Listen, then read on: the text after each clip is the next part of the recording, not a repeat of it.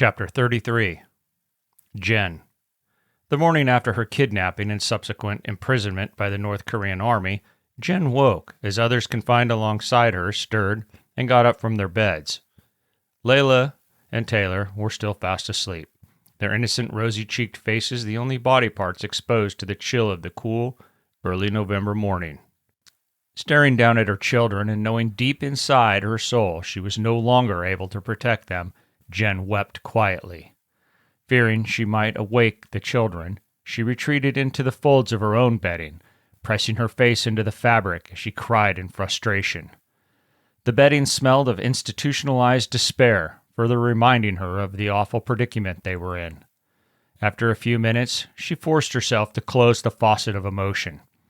Slowly shaking her head, she wiped the wetness of her tears away with the material of her bedding. Feeling more stable, she rose and looked around the area she and the other prisoners were being kept in.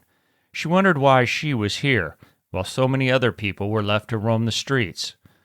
Until the evening before, she and her family traveled through the Bay Area streets unmolested, but now it seemed the Korean invaders were exerting their control across the neighborhoods, using checkpoints like the one they'd stopped her and her children at, and where Jim had been murdered. Jen closed her eyes at the thought of last night's horrors, shuddering involuntarily. "What's wrong, Mom?" Taylor's voice asked from behind her. Jen steeled herself and painted a false smile across her features, then turned to face her son. "Nothing, baby. Nothing at all." Taylor's eyebrows rose and his eyes swept around the interior of their latest accommodations. "Nothing?" he asked sarcastically. Her smile faltered. "There's plenty wrong in the world, honey. Just not right here, right now." "What's going to happen to us now that Dad's gone?" Taylor asked, his voice hitching a little. Jen glanced around the immediate area, then back to Taylor. "He's not dead, Tay. I had to say that so these men wouldn't go looking for him." Taylor pushed himself up and was about to speak when Jen pressed a finger to his lips. "Not now. Not ever. They can't know the truth, baby." Taylor nodded slowly, then dropped off the elbow he'd propped his head on and snuggled back into his bedding, his mind churning with the confusion produced by so much instability. 10 minutes later, the children were up, as were most of the people being held along with them. Jen had spoken briefly with a man in his 50s who said they'd stopped him while he was driving his ATV, then brought him here without a single explanation. Before she could garner any further information, a guard struck the butt of his rifle against the chain-link fence and yelled something in Korean. Jen didn't speak Korean, but she understood the guard wanted them to be silent. Minutes later, several KPA soldiers entered the prisoners' cordoned-off area and dropped 3 large boxes on the floor. One spoke poor, heavily accented English and told them to eat. Inside the boxes were a medley of non-perishable foods, chips, Pop-Tarts, cold cereal with no milk, and many other snack-based foods. It was clear that they had raided a supermarket in order to feed their prisoners. One of the KPA soldiers dropped a metal can full of water on the floor and tossed a large ladle on the ground next to the can. As soon as the boxes and water were delivered, the soldiers turned and exited the prisoner area, relocking the gate behind them. If anyone here now was a germaphobe, they'd have a tough road ahead of them, she thought, as she picked the ladle up, rinsed it before filling it, and held it for each of her children. They slurped the water eagerly. Their breakfast consisted of Pop-Tarts and chips, something both would have been more than happy with before the invasion. Now, Jen sat back as the kids scarfed the sugar-filled, crumbly food down, each knowing their parents never would have allowed such a treat before their world fell apart. The kids could always find the silver lining. "Are we ever going to get back home?" Layla asked after she'd finished wolfing down one of her toaster pastries. "We'll get home, someday," Jen assured her, though she wasn't at all convinced herself. Jen's jaw quivered as she lied to her daughter, guilt washing through her. Cam hadn't wanted to make the trip to California in the first place and had argued they should pay for all 4 parents to fly out to Tennessee to see them instead. Jen had firmly dug her heels in. She knew they'd left California for good reason. The cost of living, which included everything from the state income tax to the price of gas, was so high they'd felt like they were living their lives in catch-up mode or some sort of financial crisis prevention exercise. They'd wanted more for their children, and Tennessee offered them all the opportunity for a better life.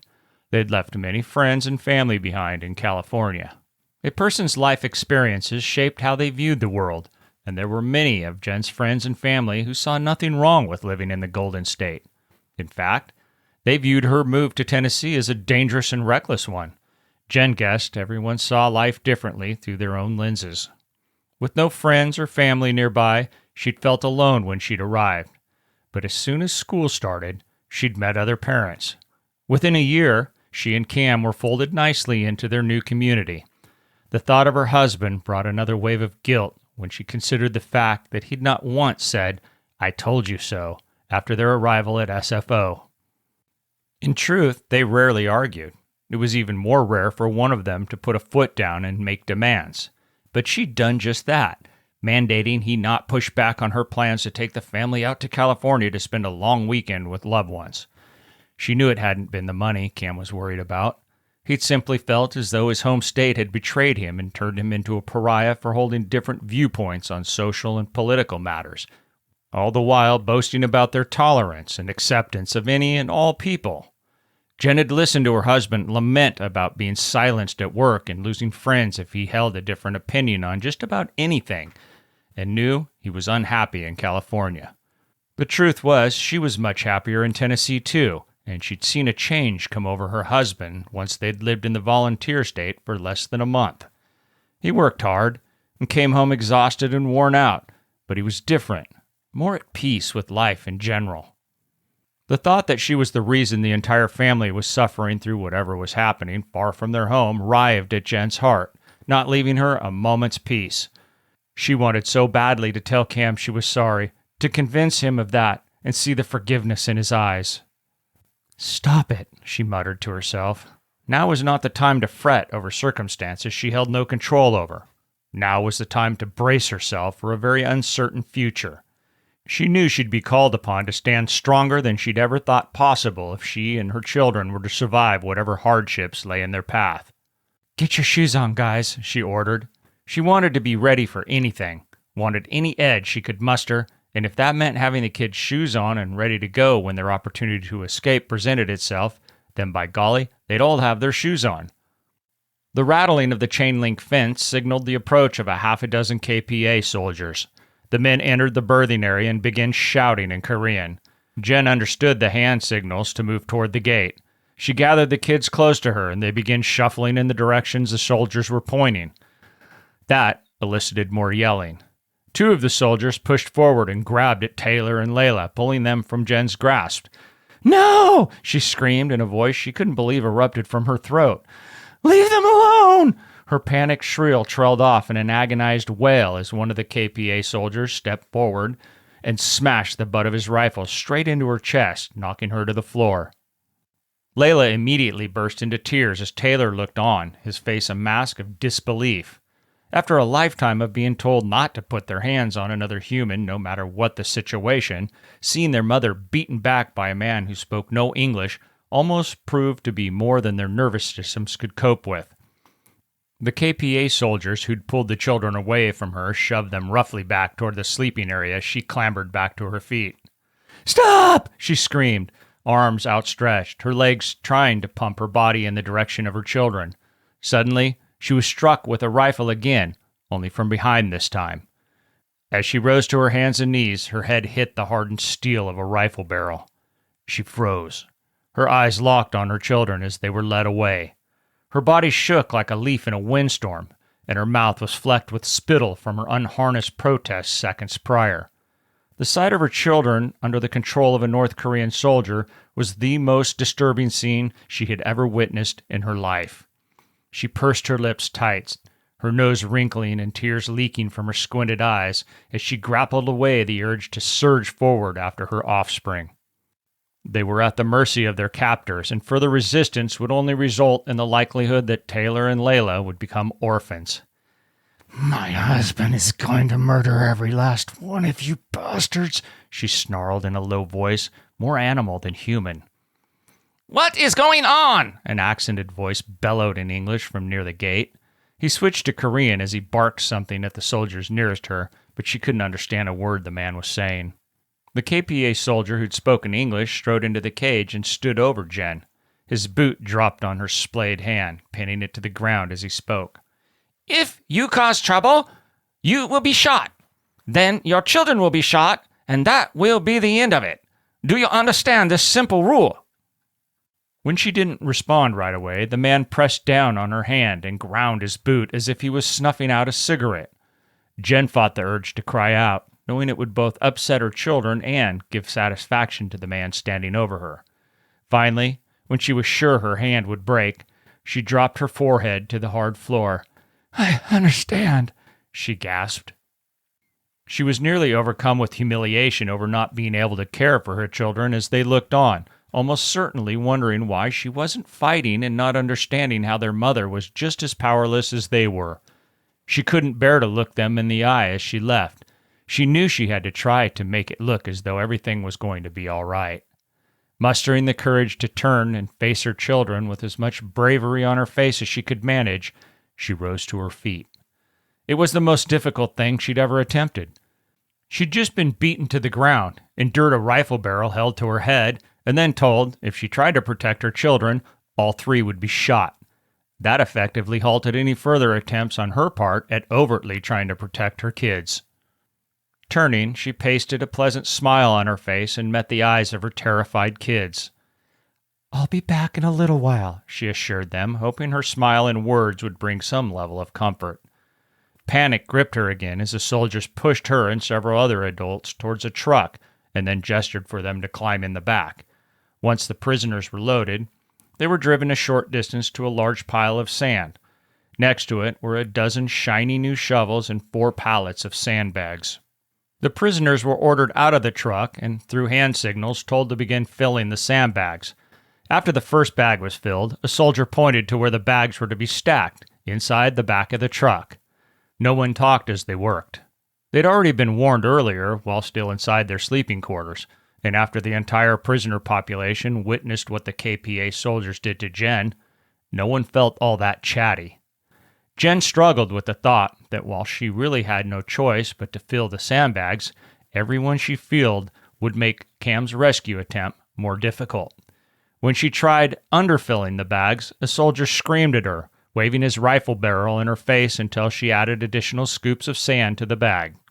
The prisoners weren't fed and only received water twice during the day, so when they returned to the compound, Jen felt like she was dying of both starvation and dehydration. There was no dinner served, and the prisoners ate what was left from the boxes delivered that morning, which wasn't much and definitely wasn't enough. At the sight of Taylor and Layla seated on the edge of one of the cots, she nearly lost control of her emotions. She hurried to them, and the three embraced wordlessly, holding one another for a full 2 minutes before slowly disentangling themselves. "What did you two do all day?" she asked. "We sat right here, waiting for you to come back," Layla answered without hesitations. "Mommy's always come back," Jen assured the kids. "Dad said Mommy's always come back unless they leave in a black station wagon," Taylor added innocently. He knew that would evoke a reaction from his mother, and he smirked when her mouth fell open. "Tay, please don't ever say that again," she admonished. "Your father isn't always using his head when he makes jokes with you two." Taylor leaned forward and whispered, "When do you think Dad's coming?" Her eyes flicked toward the 2 soldiers at the gate, then back to Taylor. "I don't know, but I hope it's soon." "When he finds out what they did to you, he's going to kill all of them," Layla added, her voice not quiet enough for Jen's liking. Okay, enough talk now.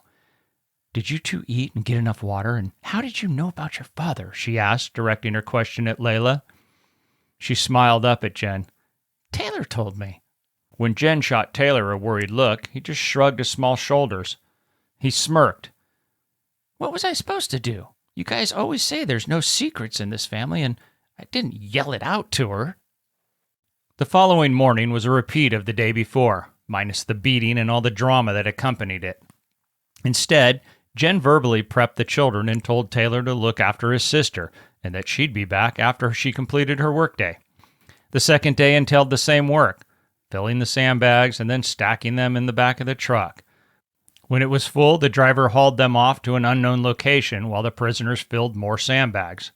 During a water break, Jen looked out into the countryside to the west and wondered where her Cameron was. She'd been so wrapped up in her own misery, she'd failed to consider the anguish he must feel knowing his family was taken. She knew the fact that he was a free man would not factor into his mental wellness. Cam was the type of man who would die for his family and friends and had nearly proven that point in the Middle East on more than a few occasions. Jen knew he'd rather be dead than live without her and the children, and that is what gave her hope. Knowing, at that very moment, he was doing everything in his power to find and rescue them. Staring down at her hands, she saw her nails were torn and jagged, the polish she'd put on before their trip chipped and mostly gone. Her palms were covered in angry red spots that threatened to turn into blisters if she didn't manage how she held the shovel. If Cam never came and they took her children from her, she knew she'd have nothing left in the world. If that scenario played out, she'd do everything in her power to kill one of the animals that had split her family apart and then gladly take the bullet they'd promised just the day before. But until then, she'd persevere.